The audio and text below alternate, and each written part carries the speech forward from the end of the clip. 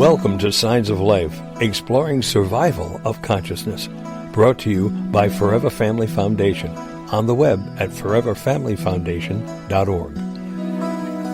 I call your name, the echo is haunting, the echo is always the same. I call your name, the echo is haunting, an echo can never be changed, so I call your name, your name. Hello, good evening, everybody. Welcome to Medium Insights Hour, brought to you by the Triple F, the Forever Family Foundation, and Signs of Life Radio. We gather here every month to explore the mindsets of many accomplished spiritual mediums on a variety of topics related to consciousness, spirituality, and the afterlife. I'm Roman Karpishka, very proud to be your host, and I'm very, very excited and happy to welcome back Rebecca Ann Locicero to the show. She's been working as a psychic medium. I'm sure you've heard of her. Since 94. She's born in Connecticut, known worldwide as an expert in her field of spiritual communication. She's also certified with Triple F, and currently she's the host of Messages from Heaven, Public Access TV, CVCCT, Bolton, Connecticut, Roku, and Fire Stick, and is featured in Surviving Death, that Netflix documentary that we keep talking about. Rebecca can actually accurately present messages from souls with amazing validation, humor, boldness, blunt expressions, and she's really good about verifying facts about your loved ones in spirit.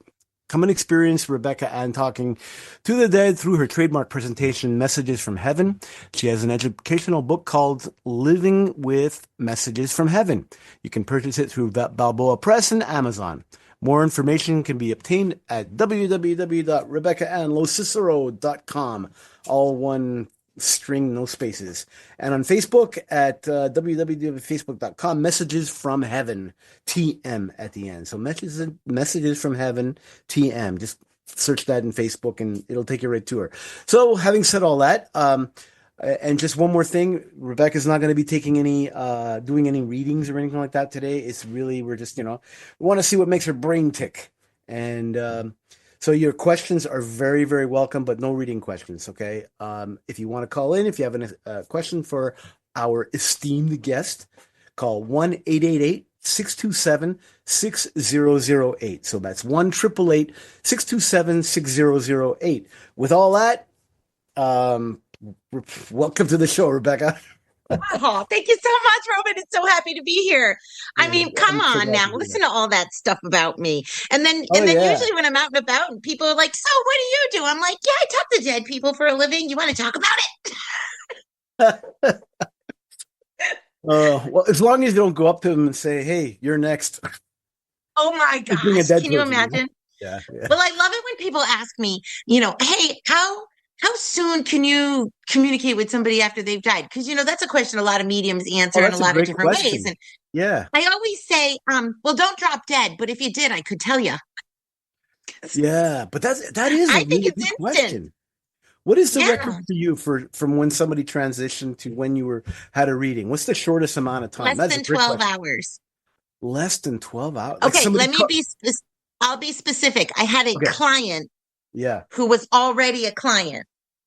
Show up at a walk-in event within 12 hours of their loved one crossing, and I spoke with them. Oh, wow. Yeah. I thought they were crazy. I was like, what are you doing here? They're like, where else would I want to be? And it just, that makes sense. It melted my heart. That makes sense. Wow. Fantastic. It's 12 hours. Wow. Asked and answered. I never even thought. But I think that I think soul's ready immediately. Really? Wow. That's amazing, because it's probably like when you cross over, you're like back home and you're like, oh yeah, now I remember. I do. Well, kind of like you get like they say, riding a bicycle or something. But I think that once we get rid of the body, which is kind of like the block or the shade. Yep. That as soon as we're outside of all this, it's kind of like, oh yeah. There you go. Yeah. Is that what you think? Is that what you? I do. Yeah. I Okay. really Good to do. know. I mean, I know for a fact that I've had instances where, people will come and they'll be like, I've come to you so often, my loved one never comes through. And I'll say, set a private up, or even in a private, this one comes Yeah. through, not that one. And they wonder, or, they've been, a lot of people, I think the problem too is, Roman, that some mediums, and I'm not going to say this of any of our mediums, but some mediums out there, if they can't get the connection, they might blame it on that. And I think that Yeah. that's wrong. Right. That is. Yeah. Absolutely. Hey, you know what? We got a caller. Diane from Long Island is on from Long Island online too. She's got a question, a really good question about seeing signs from somebody who's still being around them, that kind of thing. So, with all of that, Diane from Long Island, welcome to the show. Thank you so much. I appreciate you taking the call.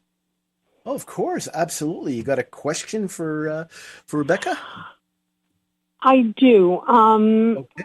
After my significant other passed, I kind of, in my head, said there are things that I wanted to see, to make sure. There were three things I asked for. There was a specific word that I asked for.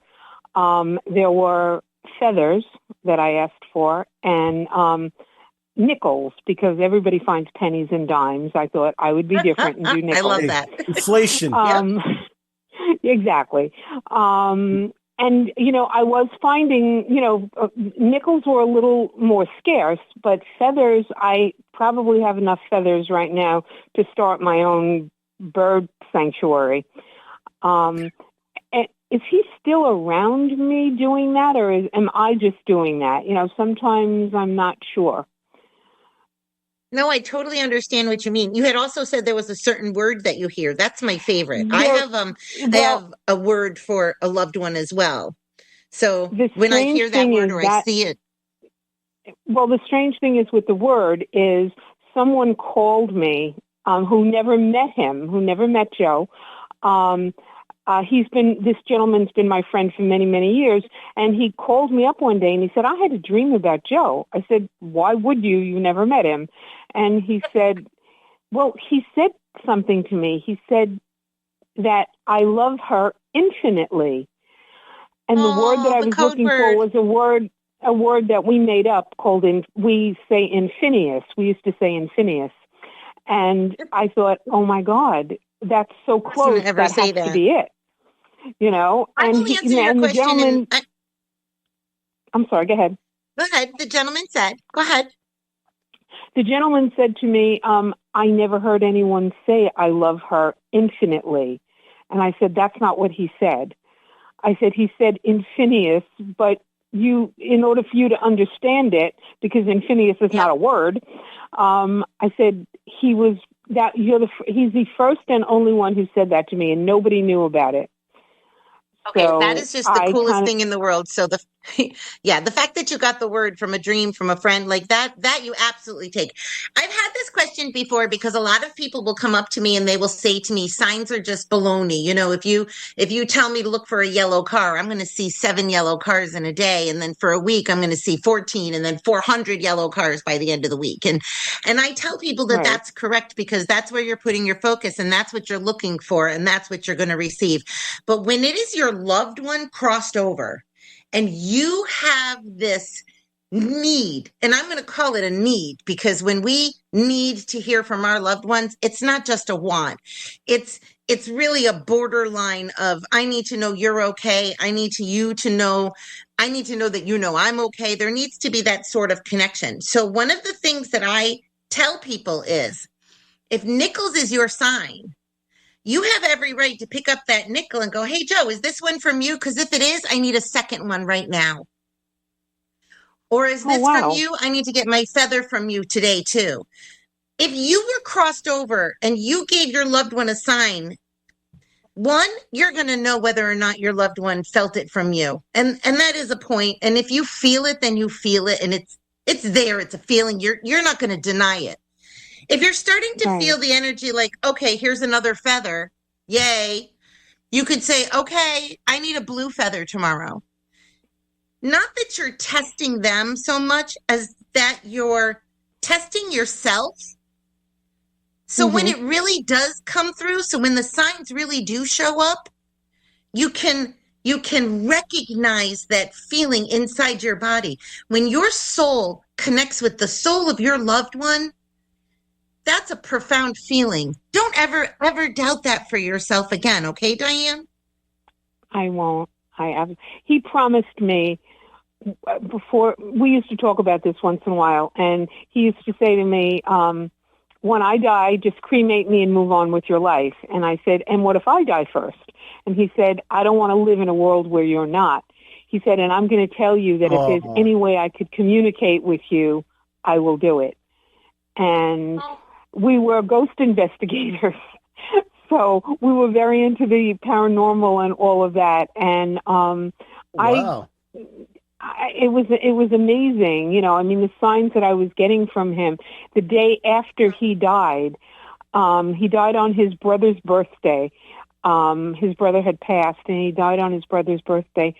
And that morning I was driving to the train station with my granddaughter to drop her off. And as I was coming home, coming out of a side street, there was an oil truck with the word Anchor on it. And I went, oh God, Joe grew up on Anchor Avenue. And his brother was killed in an accident with an oil truck. Hey, tell me that's not the weirdest thing in the world. It was like Joe was saying to me, we're together. Don't worry about it. Absolutely. Because together in a heartbeat. Diane, the best thing that I can tell you is you're not crazy. And for anybody else listening, if you want to test your signs, I say that that's okay to do. I really do. I have a papa, and I figured pennies for sure for him, but I required 2 pennies. So if I don't see 2 pennies next to each other on the ground, on the table, wherever they, touching is great, but next to each other, if there's not 2 pennies, it's not him. That's coming from a medium. Right. Well, so I want to thank you that. so much for calling and tell you that, I mean, I love that it's nickels too. That's the best. And I hope you find a fleet of them tomorrow. Oh, well, thank you. I hope so too. I really appreciate it. And thank you so very much for taking my call, both of you. I really appreciate the time. Have a you great got evening, it. and thank you for your call. Thank you. Take care. Take care. Well, that was very interesting. It is a soul connection to those signs, though. I mean, it's kind of like a reading too, Roman. If I'm reading somebody and I don't feel it, I'm thinking they don't feel it either. And I think it would be the same thing with a sign, like if you walk outside in the middle of late August and a butterfly flies by, that could just be whatever, but if you wake up on a chilly October morning and it's your birthday and a butterfly flies by, you kind of have to look at that and feel that in a different way. Absolutely. So, hey, what do you do? Like, okay, let's get to your particular set of skills. What do you do to prepare for a reading? And I asked this of pretty much all the mediums now that I interview, because I want our listeners to see, compare and contrast, what the different mediums do. So how do you get yourself ready for that? I don't. Okay. Let's have dead air on that answer. I don't have any rituals or processes other than once, not to get ready to read. I don't have any rituals. I don't do any specific prayers. I feel like I'm in a constant state of prayer, being alive. Every word I say is a word to me that comes from my soul. So I'm speaking truth. So I always want to be in the right direction. Okay. But I don't have anything that I do before I get ready. I don't like to eat before I work. Kind of makes me feel like I'm going on a roller coaster. Doesn't really settle.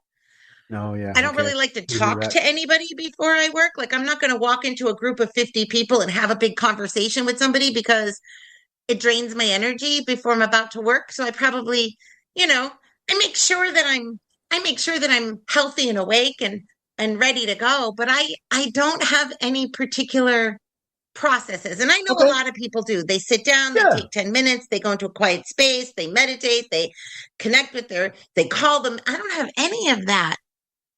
Okay. Hey, to each their own, and whatever works. I mean, some people, you can chalk it off to you being, very confident in your abilities, and they just, they're going to show up. There you go. Good. Or see, and now we could take that phrase and twist that. They don't show up for me. They're already there. Right. No, your ability to see them, to perceive. Yeah, no, it's there before. It's not. There's nothing for me to do to bring them in.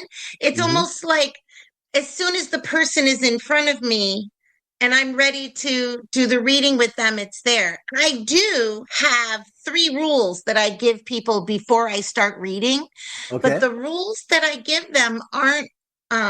They're not necessarily about what I do to prepare for the spirit to come through. It's kind of like what I need to give you to prepare me for me. Roman, we got to get you ready for Rebecca. She's coming. Okay. Yeah. So the first thing I tell people. Okay, the first thing I tell you is that when I'm in this room or in this group, or even if it's a one-on-one, everybody gets the exact same rules. Rule number 1, yes or no. You got to give me an answer one way or the other. If you're going to sit there at me staring faced or not give me an answer or not reply, I'm not going to have anything to give back in a vibrational way to spirit, to let spirit know that it's been understood through me. Spirit needs to know that the person I'm reading understands. So a yes or a no is great. If you understand what I'm saying, say yes. If you don't, say no. Don't feed the medium. I'll get the next thing, no problem. The next thing that I tell them is that I may bring through information between here and there. So I may bring through, I tell people, then I'll say, so don't forget your own name.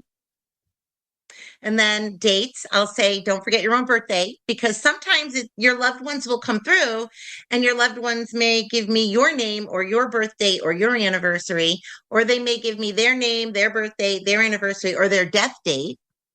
We don't have death dates, so I won't get death dates for us. We can't use that as validation, of course. But they may come through with that, or they may mention the names of other people who are with them. So what I try to do is expand the sitter to understand that I may say, who's Roman? And they'll go, well, Roman's not dead. And I'll go, well, that's okay, because somebody in spirit knows his name. So we would know why it connects, right? And then the last thing that I do is I say that I tell them, I go, it's very possible your loved ones may talk to me about trauma or illness, about how they died. We all kind of want to talk about that kind of a scenario. So to answer your question, I feel like I prepare the people that I'm going to read with those 3 quick rules, but I don't necessarily do anything for myself. And we've talked about this before too. I've never not seen spirit.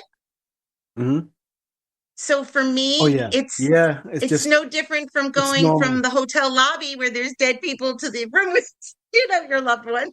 Like, so you see spirit everywhere you go. You're walking down the street and you'll see like dead people or whatever. I mean, is that what you mean by that? Or it's not like ghosts, but there are definitely souls connected to each of us that are with us all the time. Yes. Yeah, you don't. So you'll see them often stand alone. Really? Wow. Yeah. Cool. So, like, though, sometimes that might be because with me right now, like, oh my goodness, if something pops up, Roman, we're in trouble. Oh yeah, I'm sure. Wow. It's like I just don't. Not everybody is talking to you. If you walk into a restaurant, you only have a couple of people who are talking to you. The maitre d' at the front desk, right, is going to talk to you and bring you to, oh, you want a seat? Okay, your hostess, right? And then your waitress is going to talk to you. Maybe the cook will come out and talk to you. But if the waitress is coming up to me and she's, got her mother's ring on or something, and I may look at her and say, what a beautiful ring. And she'll go, oh, that's my mother's. And then I'll see and feel the essence of her mother going, that's mine. Oh, wow. Really? Wow. So, but it's not that I need to talk to everybody. I learned the hard way. You don't have to talk to everybody about it. Okay. Yeah. Okay. Interesting. And you talked about death dates and how we all have death dates. We're all gonna die. Is there a predetermined timing for our exit? I don't get death dates for the living. I will receive a death date from somebody who's already crossed as validation of who they are. I don't think we're predetermined. I hope not, because I don't want to die. Well, I mean, yet, of course. I mean, think so. You'll think differently when you're 105 and not in very good shape. Maybe. Okay, well, that might have been a very psychic comment from you. You know that my grandmother lived to 105? You see? And she didn't. It was very difficult. Yeah. So you're 100% right, in addition. But I just... I don't think we have a predetermined date. No. I think we have such an incredible amount of free will that I think mind over matter is a really big possibility. So sometimes I think that our soul knows what needs to be done inside of us. Like our soul knows what our body needs to live and to be as healthy as possible. But I don't think there's an exit date. No. I hope people don't know that stuff. Yeah, no, I mean, not to reveal that, but I'm just saying, I'm just wondering if it was predetermined or not. Even though you might... Usually, when people ask me that, I usually say no, but you have miracles. So, you toss up a miracle once in a while. Like if I have a handful of miracles, I'm going to hop up on my deathbed and start singing with my doctors and stuff just to freak them out a little. Got to use it for some good, right? Of course. So I got some questions here from some of our listeners that, they wrote in over the past however amount of time. And I'll read one to you. After one has experienced a positive reading and a connection to a loved one on the other side, how best does one meditate, pray, or understand how to be more intentional about asking for and receiving signs from the person in daily life? Okay. So after they've had a really good reading? Yeah, they've had a good positive reading and they want to keep getting signs, I guess. That's what this person is referring to. Yeah. Well, kind of like the phone call we just had, too. So signs in a way with that, too.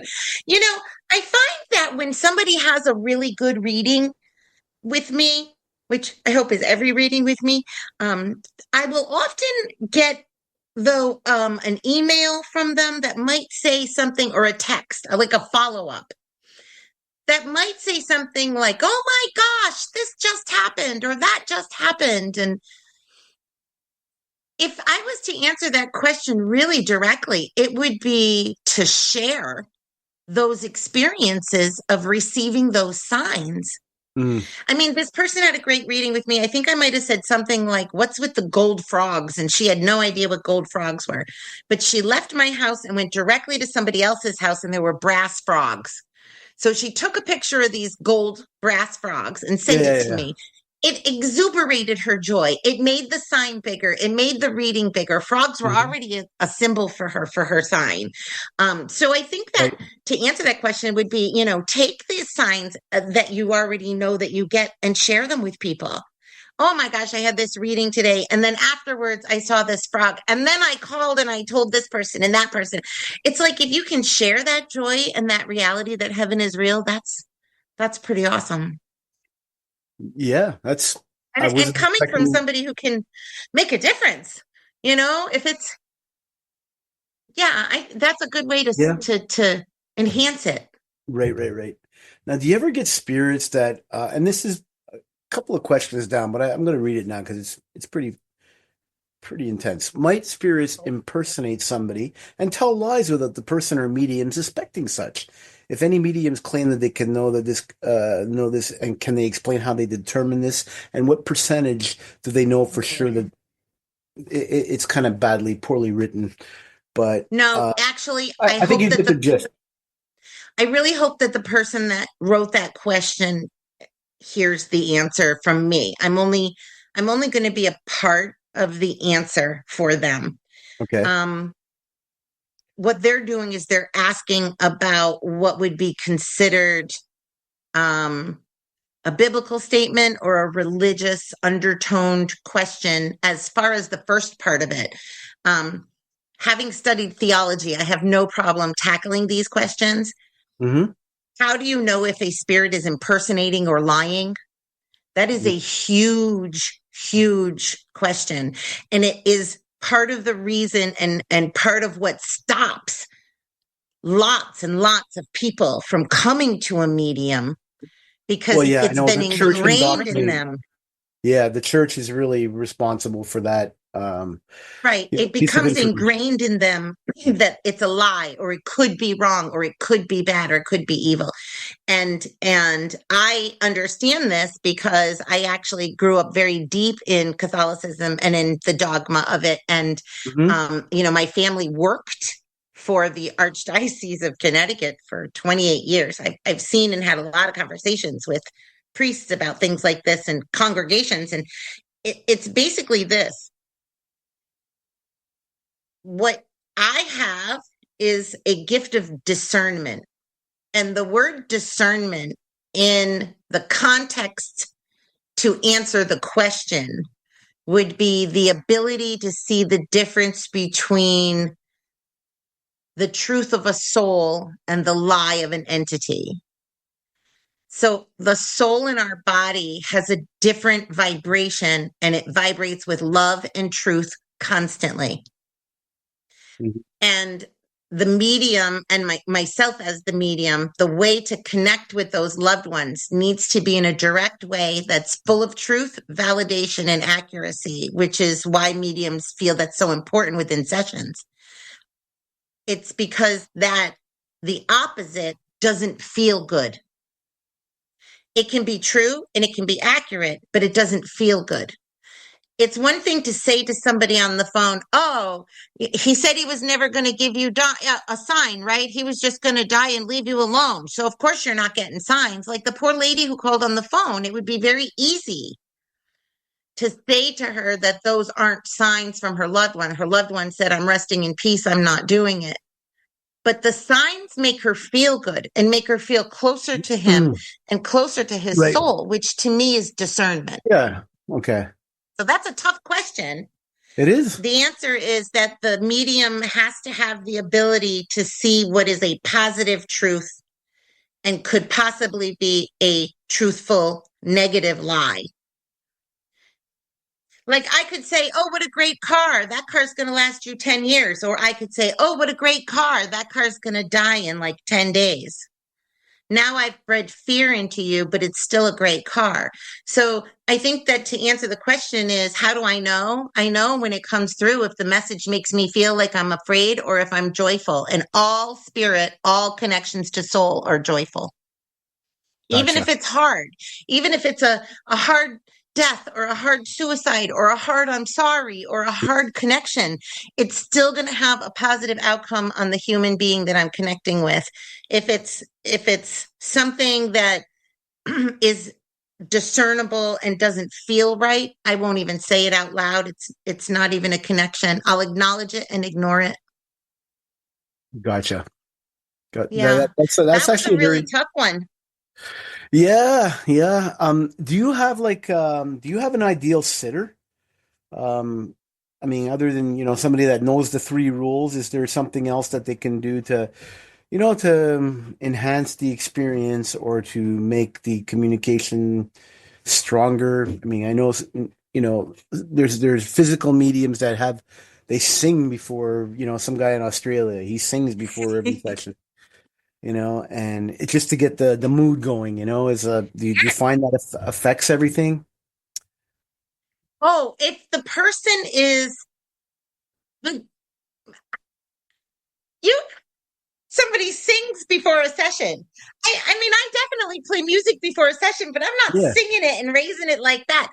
I think my ideal sitter is going to be somebody who I've never met and I know nothing about. Like even if that to me is the best. On the phone, even, if I can't see them, which nobody does anymore, are the greatest readings because there's no filter, there's no facial expressions, there's no nothing.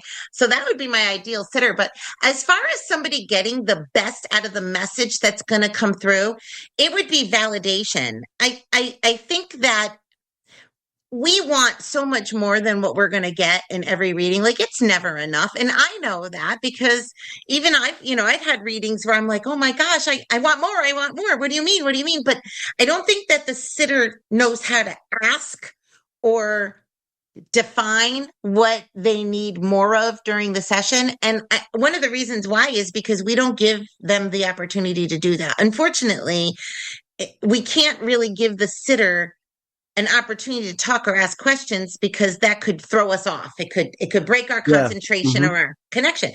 But if you have a sitter where I say, okay, this looks like a Rebecca. It looks like she's about 50. She's definitely talking to me about loving kids and having dogs. And if I get those pieces of information out, if the sitter said, yes, I know a Rebecca, she has dogs, she loves kids, this is correct, I would be like, okay. And then the Rebecca up there, which is here, will come back down with a whole handful of new information. Right. And that makes the reading full and thick. If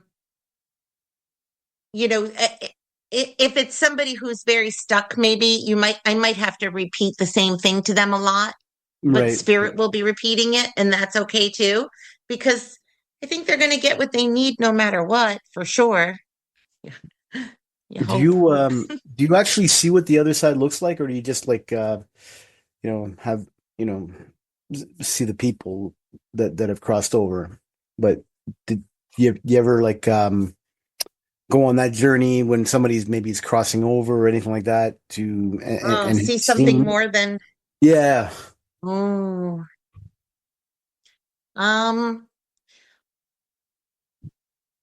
very, very few moments have I had where I didn't see the other side, but I could feel it. Almost like if somebody's baking an apple pie in the house and then they open the door and for just to let you in and for just a minute you can feel the apple pie, not just smell it. That would be garlic in my house. Well, there's nothing wrong with that. Let me tell you. No, I love garlic. I've had a situation once where I had a baby come through and tell me how excited she was to come. A baby. Yeah, I had a female soul that came through as an infant who was connected to the sitter's family. The family member, I think it was her niece, was pregnant. And I had the soul of the baby come through to say how excited she was to come. I know this is kind of weird, Roman. I'm literally telling you that I did a reading from a soul that was coming instead of a soul that went. But it was the only way I can answer the question. So it wasn't a baby that died. It was a baby that was about to be born. Correct. Wow. That's the first time I heard that. As she came through with everything, name, date, everything. When she was coming, who her mama was, all of it. As she came through to me, I could feel the apple pie around her.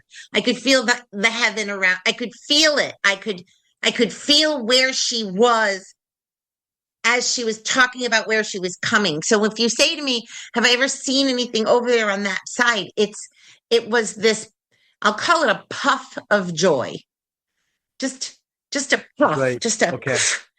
And it was, but I had felt it before with other loved ones when they would come through to say hi, but it never lasted that long. It didn't last like through a whole mini reading. It only came right at the beginning. But other than that, I can't really see I've seen anything over there. I feel more like they. You're the first medium that ever. It's the first time Sorry? I ever hear of that. Like where somebody you've contacted somebody before they're born, not after they die. That's really cool. That's another thing. I've first time. Never thought that. I've never seen it. I've read hundreds of books on mediumship and spirituality. Never seen that. That's mind blowing. That's pretty cool. Wow. No, That no, is, how long? When did awesome. this happen? When did that happen?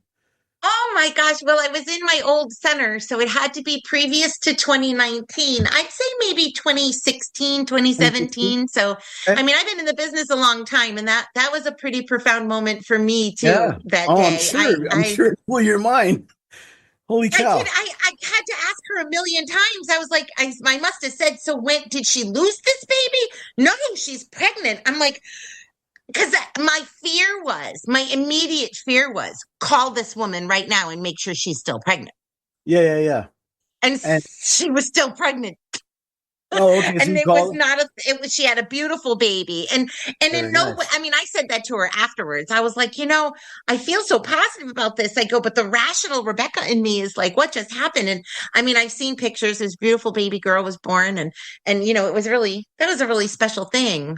It'd Yeah. be amazing Yeah, I to. thought that was something other people would. I'll see me feeling Yeah. normal again. It would be interesting. The question. Uh, circle back to that in a couple of years and maybe see if that kid remembers anything about that conversation, or maybe just ask the parents. That might be Wow. interesting. Yeah. But that's a whole different thing. Wow. Holy Yes. cow. So, I mean, you can make a ton of money doing that. We Reading have babies somewhere we before they're go born. to. Parents can tell, what color to paint the room. Oh I my like goodness the pattern. gracious. What are you You talking know where about I'm going now? with that, right? You can make a ton of money. Oh, I'm all kidding aside. That was still amazing, I though. just was so overjoyed. Like, Yeah. usually we hear about how I hear from loved ones. Oh, I was so happy when I left my body. It's so peaceful here. There was, I've been around enough people when they've been dying on their deathbed where you know that they're leaving their body and there's an awe to what they're seeing or feeling. Yep. But we're still stuck in the concrete. Yep. I feel like Yeah. where they go has something to do with being very light and very fluid and just Yeah. Yeah. like I don't know. And Yeah, the that's human that's body is like this big reducing valve. It just slows us down. It gets sick. It experiences pain, but at the same time, it experiences love and some of the really good things in life. You know what I mean? That that probably you soul can't. wants you to have all love all the time. Yes, yes, It really absolutely. does. Yeah. So, do you ever work with other mediums? Yes. Yes, Cool. I do work with other mediums. There is a stigma out there. There are a lot of mediums who don't like to work with other mediums and will say no right away and think nothing of it. I don't mind. Okay. I find it fascinating. If I can be around another medium who's a good medium, who Mm-hmm. knows what they're doing, Yeah, yeah. and I can enjoy that. Not only am I enjoying what they're doing, I'm enjoying the feeling of joy that they're giving to others, and I can also often link in. So I may hear a part of the conversation that they don't hear, or they will say a part of it, and then I've Oh got a wow. couple of mediums that we could go back and forth as we're reading together. Neiman, I don't know if you know, but my daughter Julia is a reader. She's been reading for almost 12 years now, so I Oh read with wow. her often also. Wow. Okay. Yeah. I Yeah, mean, we that's will just a we'll question that tag just came to team. my head. It's not a listener question. I just thought I'd ask that. And wow, what Yeah. a happenstance there, because you do it with your daughter all the time. Yeah, we'll get together and we'll do an event once in a while together. Or it's nice to have somebody who I can call to cover me if I can't at work Yeah. too. But she working with other mediums can be a lot of fun as long as we, the mediums, take our ego out. Right. Um, Yeah, you have to. that's a really important thing. I think that when we're in that space, we are so sure of what we are receiving to give because we have to be in order to have the confidence to relay the message, to both receive it and relay it. That I Hmm. think when other mediums when we work alongside other mediums, at times we worry about whether or not we're getting what we're supposed to be getting. Are they getting everything? There's like, Yeah. if there's a lot of that. So, sometimes you find mediums who you can work with them back to back. That's fine. No, I've never had a problem working with a medium back and back. Yeah. But to actually work with somebody at the same time, Joe Peretta and I have done that a couple of times. Oh yeah, too. Joe's great. I like Joe. Yeah, he's fun to go back and forth with. Yeah, he's quite the guy. Quite the character, that guy. I love his I just like his energy. I mean, he's so positive about everything, So positive and happy. He's kind of like you. You're so positive about everything. This is great. I love it. Anyhow, I love my job. Of course. I mean, what's not to love? It's great. You're helping people. You're doing something you're good at, and you love doing it. And why not? For sure. Yeah, every bit of it. I gotta tell you a story. Okay. Okay. I have a book, and of course my listeners can't see this book that I have, but I love to read. I get very addicted to picking up books on nonfiction. I'm not a fiction reader. I am a nonfiction reader. But I love to read textbooks, anything that has to do with science, spirituality. Of course, the foundation has numerous amounts of books. I've even read Claude Swanson's books, head to toe. Oh, wow. I found this one book called Introduction to Metaphysics, and it was written back in, I believe, I'm looking right now, 1930. Wow. And it was on my bookshelf. And I'm looking at this book and I'm thinking to myself, Introduction to Metaphysics. Wow, that's all about my job. I must have bought this book, or I must have got this book off of eBay, so I pick up the book and I'm flipping through it because I have no idea where it came from. Literally old printed, fuzzy bound book. I open up the front cover and it says Ed Godolsky in the front cover, who happens to be my grandfather. Oh, wow. So I was flabbergasted. I took the book directly to my mother. I said, Ma, you told me you don't know anything about this psychic stuff, and here's Grandpa's book. He's got a whole book on metaphysics. I'm holding this book. It says Ed Godolsky right inside it. What is this book? Where did this come from?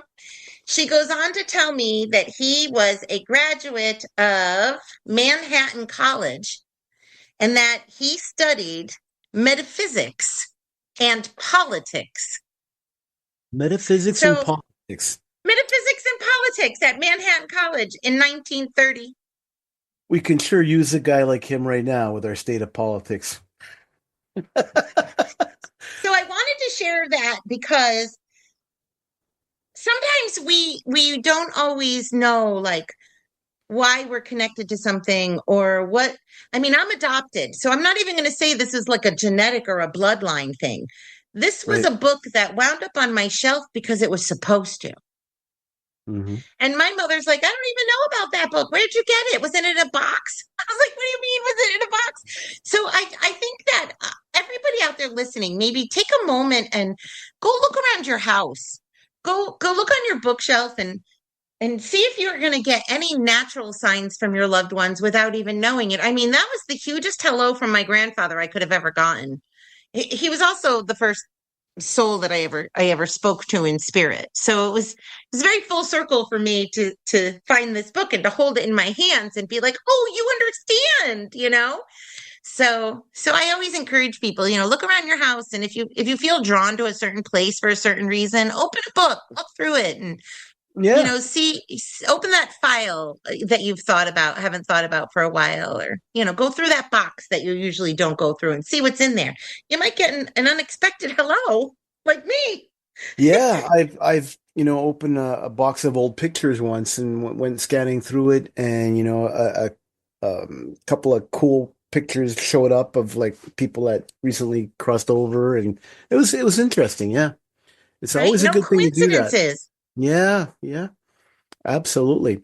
So, in the next world, is there like different levels of vibration? Like, do you perceive different levels of vibration in the afterworld? Like some souls are, more advanced than others, that kind of thing. So they're at a higher vibration or anything. And does that impede or enhance your ability to connect with them based on, what vibration they're at because of what height they're at or whatever? I mean, a lot of books talk about like the 7 levels of the afterlife and Summerland and stuff like that. And I'm just wondering if is it the same to contact somebody that's really high up in spirit as it is if they're lower in spirit at a lower vibration? Okay. I have not experienced different levels when speaking to spirit at all, ever. I have never heard one soul be higher or lower in importance or in a level or in a location. I've never experienced any soul stepping down from a level or coming out from a level. I've never even heard of a soul telling me that they were more important than another. It becomes... Oh, yeah, no, it's not from that point. I wasn't talking from that point of view as somebody like expressing what they are. I'm talking about more like a vibrational, like they're at a higher vibration than another. So like if I was to cross over versus the calm person sitting, like some other calm person, like that kind, like my vibration coming through would be high, right? Well, your vibration would be higher than Hitler's, put it that way, right? And that's not a compliment. I'm not trying to compliment you here. I'm just trying to, as an extreme example. I know it's a crazy. Okay. I do not see any difference in receiving the communication from any particular soul. Some souls, I believe they come through in true personality. So that true personality, if you are a quiet speaker, if you're a slow speaker, I may have to sit there and say to you, oh, Roman, this one's a quiet speaker and a slow speaker.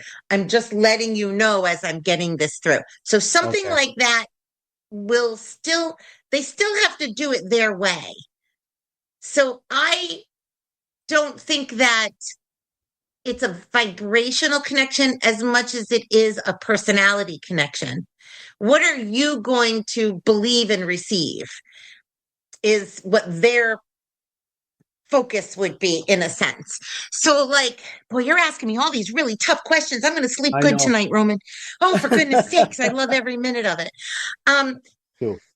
I don't believe there's levels over there. And the reason why I say that is because we, in our trapped brain of use of 20%, we cannot judge correctly the heightened vibration that each soul would have. I mean, that vibration, that importance, that way that it's going to come through, that higher level, that could be you, not me. That could be you, and we don't even know why. What have you done? What have you experienced in your life, that maybe you're not even conscious of, that has made you an amazing person?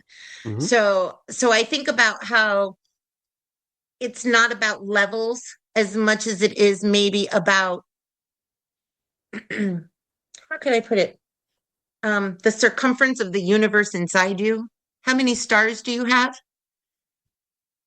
Oof. And when you're outside that body and all of those universes collide and we share stars together, it just seems so endless. I don't know how there could be a level. So. Okay. No, yeah. I mean, it's mind-boggling how big the universe is and how. Yes. I don't even think we know how big it is. I think we have theories and Hubble space telescopes and computer generated. No clue. We have no clue. We have no clue. I have no clue. I'm not an expert on everything, but I am very sure that there is an afterlife. Very sure. Right. Well, that makes things, it's nice when you believe that, because then even though you're not wanting death to happen anytime soon. You're not scared of it. You're not really scared of it, but you don't want it to happen soon. You want to live your life, of course. I'd kind of be scared if I could ever think about it not being there.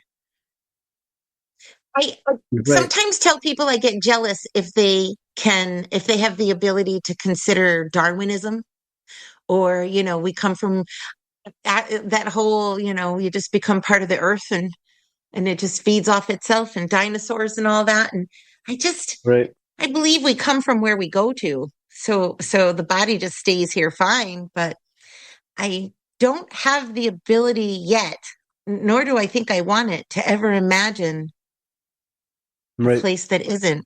I'm a little jealous of people who can contemplate that. This just a Well, little though. yeah. I think there's a lot of. I mean, it's so finite. You die and you become, worm food. No, I don't think so. No, I don't think no, so but at the all. peace that some people must have having that, I bet you that's Yeah. peace to some people. And Well, then I and can then see I that. meet them and rock their world. There you go. Uh, did you notice? Do you have like repeat sitters? And if and when you do, is it just as easy to make contact with the spirits that they're looking for the subsequent times as it was the first time, or does it become harder as time passes? How does that work? Um, yes, it depends on how much I remember. So if a sitter comes and I read them, I have a 6 month policy. So I absolutely do not want to see you in 6 months. So I ask people, like, unless they absolutely need to, don't come to a gallery, don't book another appointment, let 6 months go by afterwards for sure. Okay. Um, if they do come back, so I have some clients who try to come back every year or every 2 years, and they're usually doing that for like an anniversary. Once somebody has come enough and I recognize them and I recognize their loved ones, I say two things to them. The first one I say is, maybe you should find another medium. And I'm Mhm. really quick about that. And I Right. even offer to help, because I don't want to steal their money, because I know so much about them, and that's how it feels. So basically, I put up a really big kind of red flag for them, and I say to them, I'm not doing for you in this third and fourth reading what I was Gotcha. doing for you in your first and second reading, because I know you so well and I know your story so well. Because some Yeah. stories Yeah. are like that. Yeah. Some people will say, "Who cares? I want to do it anyway." And of course, if they have new loved ones that cross, that's always something to come It's always through. fun. Um, Yeah. and then what I will also do is I will say to them, if you are going to come back again, make sure you talk to your loved one. You have new things for me to validate. You've done new things in your world for them to talk to me about or discuss with me, and make sure that you maybe even bring something with you or have something, so when I do the reading, there's more for me to reference. Gotcha. Yeah. Yeah, Absolutely. So you know what? We absolutely. only Bring got things about a in. minute.